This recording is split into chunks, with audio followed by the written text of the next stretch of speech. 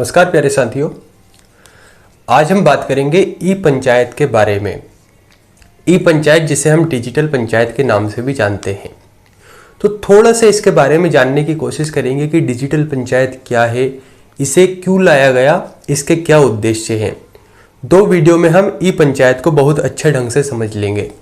प्यारे साथियों, अगर आप चैनल पर पहली बार आए हैं और पंचायती राज की क्लासेस ले रहे हैं तो मेरा यही सजेशन है कि आप प्ले लिस्ट में जाइए, क्लास 1 से लेकर पहले वो क्लासेस देखिए, तभी आप इन चीज़ों को बहुत अच्छे ढंग से समझ पाएंगे।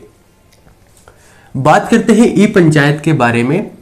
देखिए, ई पंचायत या डिजिटल पंचायत के लाने के पीछे बहुत सारे कारण हैं और काफ़ी डिटेल में हम इसके बारे में समझेंगे, लेकिन इससे संबंधित कुछ ऐसी चीज़ें हैं जिसके बारे में हम ज़्यादा नहीं पढ़ेंगे। अब आप कहेंगे सर ऐसा क्यों? क्योंकि वहां से प्रश्न नहीं बनते, तो इसलिए मैं ना मेरा ना आपका, हम दोनों का समय व्यर्थ नहीं गवाएंगे। बेहतर ये होगा कि हम उन चीज़ों को पढ़ेंगे जहां से प्रश्न बनते हैं, और आप पुराने प्रश्न लगा लीजिए, कोई टेस्ट सीरीज लगा लीजिए, कुछ भी कर लीजिए, जो मैं पढ़ाऊंगा वहां से आपके पेपर, वहां से आपके टेस्ट लगातार बनेंगे। प्यारे साथियों, ई पंचायत को लाने के पीछे सबसे पहला कारण यह है कि जो पंचायतें हैं, इन पंचायतों को सक्षम बनाने के लिए, सशक्त बनाने के लिए ई पंचायत को ई पंचायत मिशन मोड परियोजना, MMP का मतलब है, एम से यहां पर मिशन, दूसरे एम से मतलब है मोड और पी से मतलब है परियोजना, यानी ई पंचायत मिशन मोड परियोजना के तहत इस ई पंचायत या डिजिटल पंचायत को लाया गया।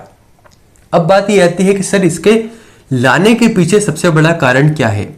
तो कुछ कारण हैं जिन्हें हम समझने की कोशिश करते हैं। पहला है पारदर्शिता, दूसरा है सूचनाओं को आदान प्रदान, तीसरा है सेवाओं का कुशल वितरण और चौथा है पंचायतों के प्रबंधन में गुणवत्ता। देखिए, ई पंचायत के पहले भी पंचायत काम कर रही थी, तो कुछ तो ऐसी कमी रह रही होगी इन दोनों के बीच में कि ई पंचायत को लाना पड़ा। तो उसको लाने के पीछे बहुत बड़े कारण हैं, बहुत सारी चीजें हैं, जिसमें पहला कारण है पारदर्शिता लाना, यानी पंचायतों में पारदर्शिता लाने के लिए ई पंचायत को लाया गया। पारदर्शिता का मतलब ये होता है, देखिए उदाहरण के लिए समझने की कोशिश कीजिए, कोई भी कार्य चल रहा है, उसके बारे में आपको पता है या नहीं, इस चीज को देखना कहलाता है पारदर्शिता। यानी पंचायत का कौन सा काम हुआ है, कौन सा काम नहीं हुआ है, इन सब चीजों की जानकारी हमें ऑनलाइन प्राप्त होना ही पारदर्शिता कहलाता है। पहले क्या होता था, मान लीजिए कहा गया कि हमने ये काम कर दिया, लेकिन वास्तव में वो काम हुआ है या नहीं, इसकी जानकारी हमें ऑनलाइन मिल पा रही है या नहीं, यही काम करती है ई पंचायत। तो पहला कारण है पंचायतों में पारदर्शिता लाना, इसके लिए इसे लाया गया। दूसरा है सूचनाओं का आदान प्रदान। सूचनाओं के आदान प्रदान से मतलब यह है, पहले क्या होता था, आप पंचायत में जाएंगे किसी काम के लिए, हो सकता है वहां पर सरपंच मिले या ना मिले, हो सकता है वहां पर पंच मिले या ना मिले, आप आ गए, आपका समय नष्ट हुआ। हो सकता है कि किसी दिन आपको और कुछ काम आए, कोई इमरजेंसी काम है जिसके लिए आपको सूचना प्राप्त करना है पंचायत से, लेकिन नहीं मिल पा रही है। तो ऐसी स्थिति में क्या है, सूचनाओं के आदान प्रदान को संभव बनाया है डिजिटल पंचायत ने। सारी चीजों का विवरण वहां पर मिल जाएगा, उसको आप देखिए, आसानी से आपको जानकारी मिल जाएगी। यानी सूचनाओं का जल्दी ही आदान प्रदान हो सके, इसके लिए यहाँ पर चीज़ों को लाया गया, डिजिटल पंचायत को लाया गया। जैसे एक चीज़ समझने की कोशिश कीजिए, जब मोबाइल का प्रचलन नहीं था, तो मोबाइल के प्रचलन के पहले अगर आपके रिश्तेदारों के पास आपकी बातें पहुँचानी थी, तो या तो आप डायरेक्ट वहाँ पर जाइए, आपको कुछ काम है तो, या अगर आपको सिर्फ बात पहुँचानी है तो आप चिट्ठी लिखिए, लेटर लिखिए, कुछ भी आप ऐसी चीजें हैं पोस्ट ऑफिस के द्वारा भिजवा सकते हैं। कहने का मतलब ये कि उस समय आपकी बातों को वहां तक पहुंचाने के लिए, आप दोनों के बीच संचार होने के लिए, आप दोनों के बीच बातों के आदान प्रदान के लिए बड़ा ही मुश्किल समय होता था, बड़ा ही मुश्किल काम होता था। लेकिन मोबाइल जैसी चीजों के आने से, मोबाइल में आप व्हाट्सएप है, फेसबुक है, चीजों ने लोगों को एक दूसरों के आसपास ही जैसे बिठा दिया होगा। तो पंचायत ने भी क्या कार्य किया, डिजिटल पंचायत ने, कि साहब जो सूचना है वे सूचना हमें बहुत जल्द ही आसान तरीके से मिल जाती है। इसके पीछे ये कारण रहा ई पंचायत को लाने का। अगला है सेवाओं का कुशल वितरण। सेवाओं के कुशल वितरण से तात्पर्य यह है कि सेवाओं का वितरण तो करें, लेकिन कुशल तरीके से हो पा रहा है या नहीं, ये भी एक महत्वपूर्ण कारण है। पता लग रहा कि कोई सेवा किसी गरीब व्यक्ति को पहुंचनी थी और वो और कहीं पर पहुंच गई। इसका मतलब यह है कि ई पंचायत को लाने के पीछे एक कारण यह भी है कि सेवाओं का कुशल वितरण हो सके, सेवाएं लोगों तक कुशल तरीके से, अच्छे तरीके से पहुंच सके। और अगला है पंचायतों के प्रबंधन में गुणवत्ता। दो चीजें, एक यहां पर इस पॉइंट को समझने से पहले आप एक बात समझिए, आप कैसे भी रहते हैं, कुछ भी हो, लेकिन अगर आप व्हाट्सएप पर, इंस्टाग्राम पर, कुछ भी है, फेसबुक है, कहीं पर भी अगर आप फोटो डालेंगे, तो जब भी आप फोटो डालेंगे तो आप कोशिश करेंगे कि यार कोई बेहतरीन फोटो हो, उसे ही मैं डालूं। ऐसा क्यों होता है? आप जैसी अवस्था में हैं, जिस तरीके से रहते हैं, जैसा दैनिक जीवन है, आप वैसा तो नहीं डालते, आप बेस्ट डालने की कोशिश करते हैं। जब ई पंचायत आएगी तो उससे क्या होगा कि जो प्रबंधन है वो प्रबंधन बहुत अच्छा हो जाएगा। इसकी जो गुणवत्ता है ना, ये गुणवत्ता बहुत सुधर जाएगी। क्यों? क्योंकि हर चीजें ऑनलाइन हो जाएगी, जैसे आप कर रहे हैं। जब आप ऑनलाइन जा रहे हैं तो चीजों में सुधार कर रहे हैं, आप गुणवत्ता लाने का प्रयास कर रहे हैं। ऐसे ही पंचायतों में क्या है कि ई पंचायत के प्रबंधन में गुणवत्ता आएगी, क्योंकि कोई भी पंचायत ये थोड़ना चाहेगी कि यार इंडिया लेवल पर या स्टेट लेवल पर हमारा या जो हमारी जो गुणवत्ता है वो खराब हो, हमारे प्रबंधन खराब हो। इसका मतलब क्या है? ऑनलाइन होने से पंचायतों के प्रबंधन में भी गुणवत्ता बढ़ेगी। तो ये दो तीन चीजें आपको ध्यान रखना है कि इसे मिशन मोड परियोजना के तहत लाया गया।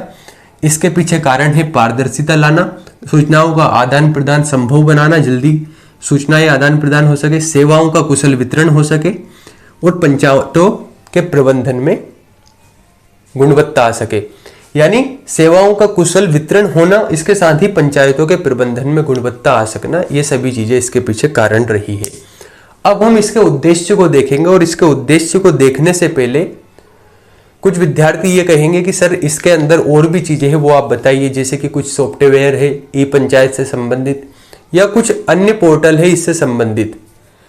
तो सीधी सी बात यह है कि मैंने पहले भी कहा है कि जहां से प्रश्न नहीं बनेगा, मैं नहीं चाहूंगा कि आप उन चीजों को भी आपके दिमाग में रखें, क्योंकि वैसे ही आपको इतना ज्यादा पढ़ना है तो हम व्यर्थ की चीजों को नहीं पढ़ेंगे। वहां से प्रश्न नहीं बनना है, एक भी प्रश्न वहां से नहीं बनेगा। जहां जहां से प्रश्न बनेगा वह मैं यहां पर आपको कवर करवा रहा हूं। हमारी मनोदशा ये होती है, हमारी मानवीय प्रकृति ये होती है, हमारा कोई दांत टूटता है तो हमारी जीभ हमेशा उस दांत के पास जाती है। हम सोचते हैं कि उस दांत के पास जीभ नहीं जाना चाहिए, उसके बावजूद जीभ वहां पर जाएगी। ऐसे ही कुछ लोग ऐसे होंगे जिन्होंने कुछ बुक में पढ़ रखा होगा कि यहाँ पर एक सॉफ्टवेयर ये है, वो सॉफ्टवेयर है। क्या मतलब है? जब प्रश्न आएगा ही नहीं तो हमें क्यों पढ़ना? जहां से प्रश्न आएगा कम से कम उसे पढ़ेंगे तो हमारा सिलेक्शन तो होगा। इसलिए केवल इतना ही आपको इसमें ध्यान रखना है। इसके बाद इसके उद्देश्यों को समझना है।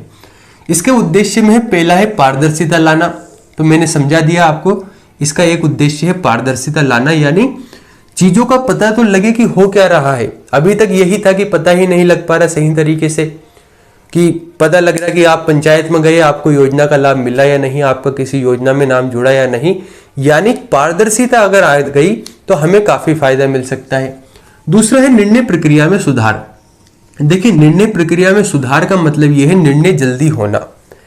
जैसे मान लीजिए अगर हम पुराने टाइम की बात करें, जब ये सभी चीजें नहीं थी, अगर सरपंच को कोई काम करवाना है, पता लग रहा कि उसे जिला पंचायत में जाना पड़ेगा किसी सूचना के ऊपर काम करने के लिए, किसी कार्यक्रम के ऊपर काम करने के लिए, पता लग रहा पहले वे पंचायत में गया, पंचायत में जिला पंचायत में जाने के बाद वहां से उसने बात करने के बाद पता लग रहा कि हाँ, उन्होंने सहमति दर्ज की, अनुमति दी, अब हम इस काम को कर सकते हैं। तो ये बड़ा ही लंबा कार्य था। पहले व्यक्ति जाएगा, पूछेगा, बात करेगा, सहमति होगी, उसके बाद चीजें होगी। ई पंचायत से क्या हुआ कि चीजें बहुत ही आसान हो गई। डायरेक्ट रूप से अब आप उस व्यक्ति से बात कर सकते हैं, वहां से निर्णय आएगा, वहां से बात होगी, अगर सहमति हुई तो आप उस कार्यक्रम को शुरू कर सकते हैं। यानी जो निर्णय प्रक्रिया है, इस निर्णय प्रक्रिया में काफी सुधार हुआ। निर्णय प्रक्रिया आप बहुत जल्दी तरीके से कर सकते हैं। अगला है अच्छी सेवा प्रदान करना। ई पंचायत का एक कार्य यह भी है, अगर आप किसी चीज को ला रहे हैं तो कुछ ना कुछ बेहतर ही आप करना चाह रहे हैं। यानी जो सेवाएं हैं उन सेवाओं को प्रदान करना, लेकिन कैसी सेवाएं? थोड़ी सी अच्छी सेवाएं। इसके पीछे एक उद्देश्य ये है। अगला है इसका नेतृत्व कौन करेगा। तो ये जो मिशन मोड परियोजना है, इस परियोजना का जो नेतृत्व कर रहा है, इस परियोजना का नेतृत्व केंद्र सरकार के द्वारा किया जा रहा है, वहीं इसका क्रियान्वयन राज्यों द्वारा किया जा रहा है। कहने का मतलब यह है कि ये जो ई पंचायत मिशन मोड परियोजना है, इस परियोजना का नेतृत्व, इसे गाइडेंस कौन देगा? इसे गाइडेंस देगी केंद्र सरकार।